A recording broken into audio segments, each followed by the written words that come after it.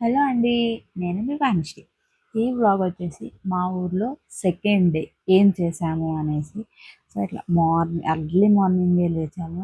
And ఊర్లో 7:00, 8:00 వరకు అయితే ఎవ్వరు వండుకోరు. అందరూ 5:00, 6:00 అంతా లేచేస్తారు. సో, ఇంకా మా ఇంట్లో కూడా పూజ ఉండే కాబట్టి మేము ఇంకా కొంచెం ఎర్లీగానే లేచి రెడీ అయ్యాము. అండ్ ఈ కాలంలో అయితే 5:30కి 6కే 7 అయిందో, 8 అయిందో అన్నట్టయితే ఉంటది. ఇంకా మా మార్నింగ్ అయితే లేచి ఫ్రెష్ అయిపోయాము. ఇంకా ఇంటి ముందరంతా ముగ్గు అంతా వేసుకున్నాం. ఎందుకంటే మేము రుద్రాభిషేకం అయితే చేపిస్తున్నాం మా ఇంటి దగ్గర ఉన్న టెంపుల్‌లో శివునికి అయితే. సో, ఇంకా స్వామి వాళ్ళు కూడా వచ్చేసారు. అండ్ ఆ రోజు పౌర్ణిమ ఉండే అండ్ మా ఊర్లో పండగ కూడా ఉండే. ఇంకా ఈ స్వామి వాళ్ళే మేము ఎప్పుడు ఏం పూజ చేసినా, ఏం ఫంక్షన్ చేసినా వీళ్ళే ఉంటారు. మాకు ఎప్పుడు వీళ్ళతోనే చేపిస్తాము. అండ్ మాకు ఎప్పుడు అవైలబుల్‌గా కూడా ఉంటారు వీళ్ళు. అండ్ ఇదే టెంపుల్‌లో మా పెళ్లి జరిగింది. అదే ప్లేస్‌లో మాకు పెళ్లి జరిగింది. అండ్ ఆ పెళ్లి చేపించిన స్వామి కూడా వీళ్ళే. వీళ్ళే మాకు అంతా చేసింది. మా ఇంట్లో చిన్న పూజ చేసినా వీళ్ళతోనే చేపిస్తాము. మాకు వీళ్ళొక ఫ్యామిలీ లాగా కూడా అనొచ్చు. ఇంకా మేము కూడా పూజకి రెడీ అయిపోయాము. ఇంకా ఫస్ట్ ఏదే పూజ స్టార్ట్ చేసినా కూడా ఫస్ట్ అయితే కంకణం కడతారు కదా! అలా మాకు ఫస్ట్ కంకణం అయితే కడుతున్నారు. మా ఉత్తమికైతే అంతా కొత్తగా ఉంది. ఏం చేస్తున్నారు వీళ్ళు అనేసి తను స్టార్టింగ్‌లో అయితే అస్సలు కోఆపరేట్ చేయలేదు. ఇంగ ఏడుస్తూనే ఉంది. And first of all yesterday మొత్తం తనకి ఫుల్ జర్నీ టైర్డ్ అయిపోయింది. అండ్ కొత్త ప్లేస్ కాబట్టి నైట్ కూడా తను సరిగ్గా నిద్రపోలేదు.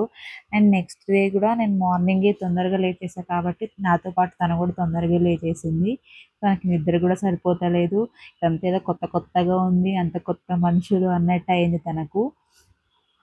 ఇంకా మా ముగ్గురు కలిసి పూజ చేస్తున్నాం కాబట్టి మా ముగ్గురికి కంకణం అయితే కట్టేశారు ఫస్ట్‌కి. ఇంకా దాని తర్వాత పూజ అయితే స్టార్ట్ చేశారు. అండ్ ఆ స్వామి కూడా మాకు తెలుసు కాబట్టి మా ఉత్తమ మూడ్ స్వింగ్స్ ఎలా ఉంటాయో వాళ్ళు కూడా అలాగే వెళ్తున్నారు.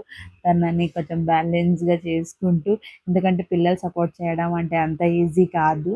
అండ్ ఇంకా ఫస్ట్ కొంచెం సేపు పూజ అయినాక నేను కొంచెం ఇట్లా బయట తనని ఆడిపిచ్చాను.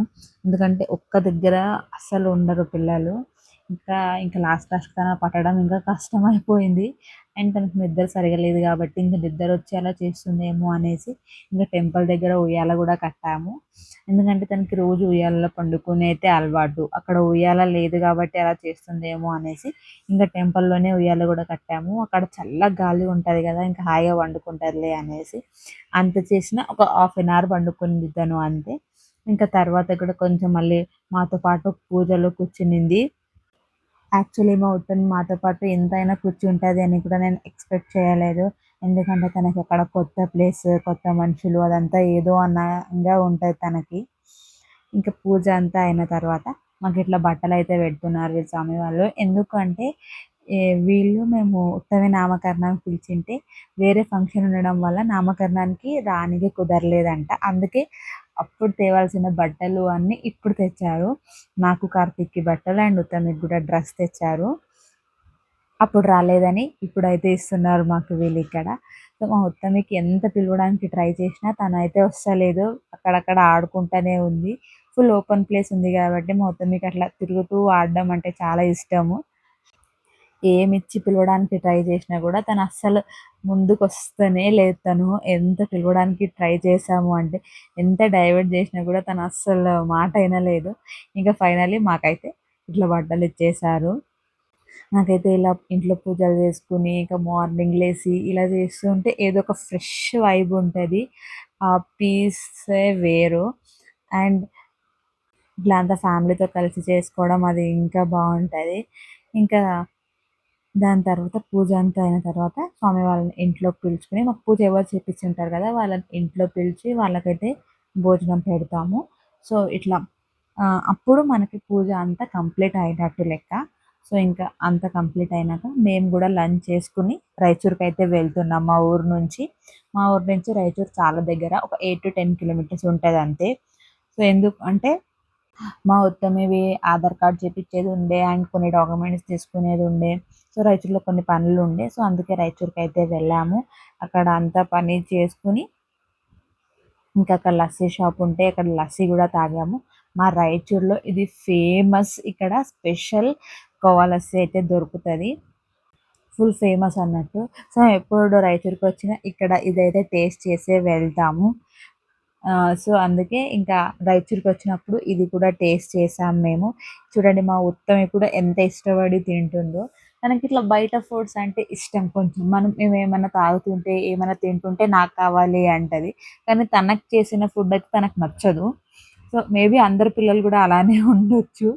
ఇంకా రాయచూరు నుంచి మా ఊరికైతే రిటర్న్ అయిపోయాం. ఎందుకంటే మా ఊర్లో పున్నం రోజు ఈవినింగ్ అయితే పండగ సెలబ్రేట్ చేస్తారు. ఏంటి అంటే ఇలా ఎద్దుల కాంపిటీషన్ అయితే ఉంటది.